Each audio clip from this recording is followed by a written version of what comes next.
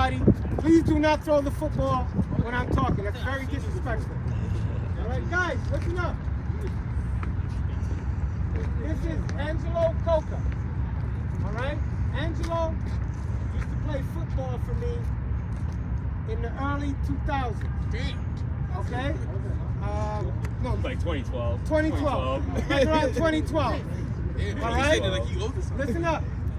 Angelo went to a prep school, and I just want him to give you a couple words about a prep school, but before he even starts, Angelo played offensive tackle for me all year long.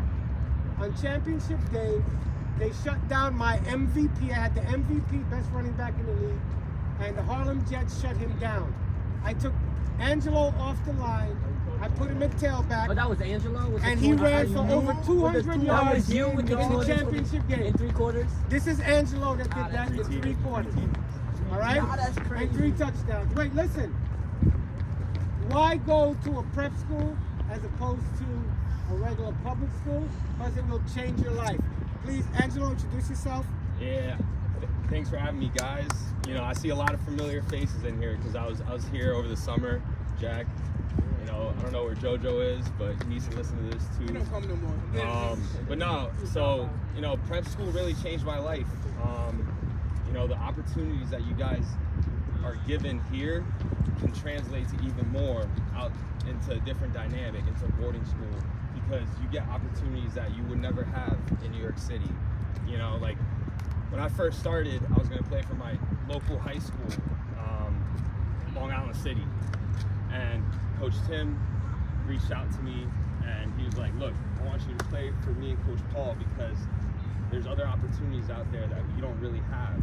So, you know, I was like, what is this guy talking about? I had no idea what any of this was. I had no idea what boarding school was. I thought it was a place where, you know, you get sent for being like a bad kid, like a military school. But it's completely different. You know, you're exposed to some very, very smart people, very influential people, and you also learn a lot. You learn a lot, and they have a lot of money to sponsor smart athletes. They have enough money to pay for full ride scholarships, and then the doors just open up. So for me, I went to Rosemary Hall, which is in Connecticut. You guys play them. You know, I'm sure you guys go there every year. President John F. Kennedy's grandkids go to that school, Yeah. all right? So you'll be meeting people in your life that are movers and shakers that will change your world, but it's about networking. I'm sorry, Angelo, I didn't interject. No, exactly. You know, so you're going to school with some elite people, but then also, you know, these are your friends that you end up with in the future, and you just open doors for you. So from there, I was able to go to Hobart College, which is a D3 school, play football, full scholarship there as well, and it's life-changing. You know, I don't think that would have been possible for me, at least, living in New York City. You're kind of stuck in that system where you're going to school with 5,000 other kids. Here, in like a boarding school, you're going to school with you have a class of 6 people. You know, you're sitting around the table discussing current events, talking about things that actually matter, instead of just twiddling your thumbs in the back. You know what I mean? So the opportunities are endless. You just got to take advantage of them. You know, they're looking for student athletes, people that are willing to make a difference in their life. You know, so I want you guys to really listen to the coaches, bust your ass here, and then also in the classroom, and then I'm telling you guys, the opportunities are endless. Guys, when it comes to me recommending you or getting you into a school, I don't care if you suck. You could be the worst you could be the worst freaking football player on the planet, and that doesn't matter to me. What matters is that you're coachable, you have integrity, you're honest, and I can speak for your character. The coach won't ask me how good you are, all right? Because a good athlete is a dime a dozen. There's a bunch of you across the nation. The coach wants to know who he can work with, who's going to be willing to work in the classroom, who's going to listen to him, and who's basically a good person.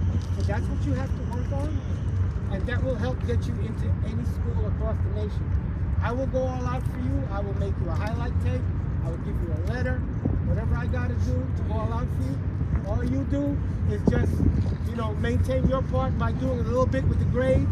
Make sure you maintain C, B, A average, even better to get you into a better school. But I go all out for you. And I also have hooks with some of the top public schools here in New York City. But that's not where I want you to go. I want you to have the opportunity to change your life, to go outside of New York or to any of the prestigious prep schools in New York and see how it's a difference in your life. It's like going to college, like you said, 6 or 7 or 8 to 10 kids a class instead of 30. All right, you get to know your professors. The professors will sit down and talk to you about what you're going to do next in your life and help shape where it is that you want to go career-wise to get you on the path to the job that you want, whether you want to be at Google or somewhere else. When you go to prep school, you're going to school with the sons of the founders of Google, all right? You're going to school with the guys that founded Facebook and, Steve Jobs people and all those. That's what you're doing. Yeah. That's the difference. It's about like being able to learn and be open-minded too. It's like knowing that, you don't want to close out doors and just sit and be content. You want to see what's out there and be open-minded and open to learning. And not even just the academics. The talent from a football-wise perspective is crazy. I played with people that are in the NFL now. One of them came to practice in the summer, and he said, he talked to everyone here, Will Harris. He's playing for the Detroit Lions right now. He's full 3-4 year starter for them. So I have my boys that went to Pitt. Like the talent there is crazy. You can literally go D1 if you're about it and you're willing to work hard and got the right mentality. One other point. My kid that's in the NFL right now, Rashad Coward, he got traded to Atlanta. He's played for Minnesota, Atlanta, Pittsburgh, 1 or 2 other teams. Listen, this proves my point, okay? Rashad is any coach's dream in that he's respectful, he works hard, he comes early, he stays late. He makes sure the team, when he sees any disruption on the team, keeps everybody together. And guess what? Most times he doesn't start, but he's a force in the locker room, okay? It's like Nas was on last year's team. At halftime in the championship game when y'all were getting ready to implode and fuck up, and whatever dumb shit JoJo did. Listen up. But Nas kept the team together, right? You have certain players that don't have to play all the time, but they're essential components. And guess what? He's making millions of dollars in the NFL every year without starting. Millions of dollars every year in the NFL because he's honest, he has integrity, and he's a leader. And anybody can speak for his character.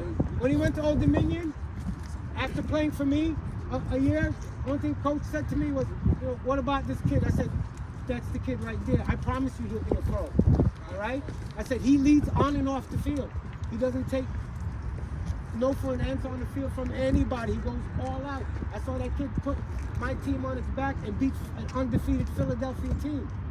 So I knew he was going to be a pro, Rashad Coward. So I'm saying I can speak for his character. What he did on the field is on film. I don't have to say that. And not only is he a leader to everyone else, he's also a leader to himself and holds himself accountable. That's the most important thing. You gotta hold yourself accountable and want more. You gotta be willing to grind. It's not easy. It's really not. But football's not easy. Life's not easy. So you gotta choose your path. You gotta choose, hey, do I live a pretty tough life in a bad way or a good way? Because there's different end results on both spectrums. So figure that out and see what you want. See which path you want to diverge to.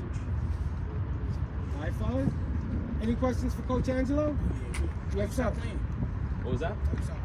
I graduated college, so I wasn't NFL ready. Listen, wait, stop. Great question. You know why? Because he went pro at something else other than the NFL.